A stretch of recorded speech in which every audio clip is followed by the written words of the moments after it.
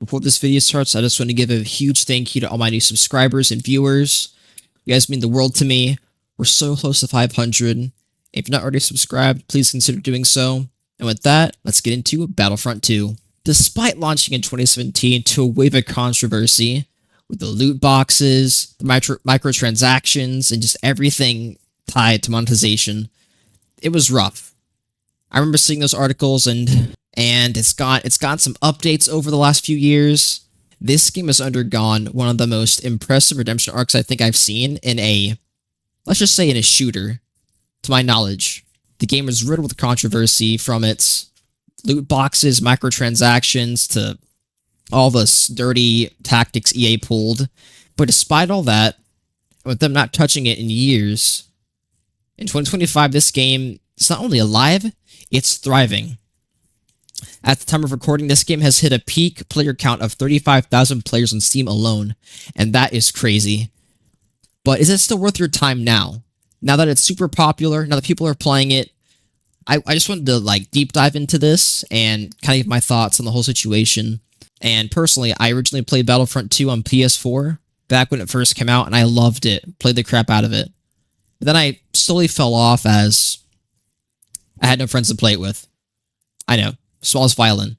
But I still think it's one of the most immersive Star Wars experiences out there. From the booming soundtrack from John Williams to the blaster fire sound effects, playing this game makes you feel like you're actually in Star Wars, and that's so cool. What better use?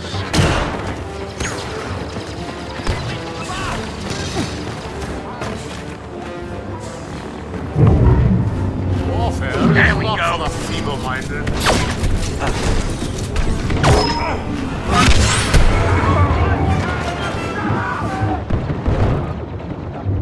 And I can't really specify that enough. Unless you're a big Star Wars fan, I don't think you'll truly understand what I mean by that. Like, from the environments, Naboo, Endor, Starkiller Base, looking absolutely stunning.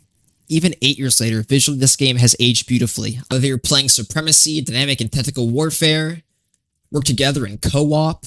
If you don't have internet connection, there are offline options. Instant action, jump into offline large-scale combat battles against AI foes. Galactic Assault, a battle on a series of large team-oriented objective maps. Or even heroes versus villains. Or even 2-on-2 clashes in Hero Showdown. And if you're looking for something a bit more quirky, Hunter be Hunted, an Ewok hunt. And the list goes on. Oh yeah, did I mention you can also pilot starships and fight in the teams and do dogfights? This game has so much content, and for the low price of $4 right now, it's well worth its price. In my opinion, at least. You'll be playing as heroes, villains, just troopers, just the whole works. That said, there's no denying this is a multiplayer-focused experience. I played a bit of the campaign, haven't finished it. It's short, it's decent, offering a neat, though not groundbreaking, story following Iden Versio. So if you're looking for a game that's story-heavy or has a lot of lore or new lore to Star Wars, this isn't really the game for you. Although I will say one highlight of the campaign was one mission where you play as Luke Skywalker. I won't say much more than that, but let's just say they nailed Luke Skywalker's character in this. And just overall, going back to Battlefront 2 in 2025, my friends hopping back on, granted, I'm not good at these games. So the footage you're seeing right now is not the best, so please forgive me. And also all the footage is recorded playing on the co-op missions mode. So I found that gave the best footage, honestly. Playing Galactic Assault or Supremacy, footage was good, but you don't want footage of someone getting destroyed every 2 seconds by hackers, which there are many of them. I honestly can't tell when there's a hacker in the lobby, but from what I've seen in online chats and in-game chats, there's a big hacking problem right now when it comes to the main multiplayer side of things, and that's a little concerning, but that's really the only negative I think I can really share on this. And not to mention, if you're playing on PC, the PC community has stepped up in a huge way with mods and mod support. And thanks to Kyber V2, I hope I get this right, players are now hosting everything from Clone Wars only matches to complete overhauls like Battlefront 3 style mods, which has breathed a lot of fresh life into the game on the PC version, which a game, might I add, stopped receiving updates in 2020. Sadly though, if you're a console player, these mods you can't access, I'm sorry. But the core experience, I feel, is still very enjoyable, and a lot of people are very active right now in playing the game. Against all odds, Battlefront 2 is experiencing a resurgence. Steam trips, like I said before, are all-time high. Player numbers are up. Matchmaking is lightning fast. It takes just like 2 seconds to get a game. And from my experience, the most popular modes are Hero versus Villains and Galactic Assault. But unfortunately, the downside is a lack of moderation on PC. Hackers occasionally plague lobbies. And with no ongoing support from EA, there's no real anti-cheat system in place. There is, but there isn't. It's confusing. I won't go too much into it.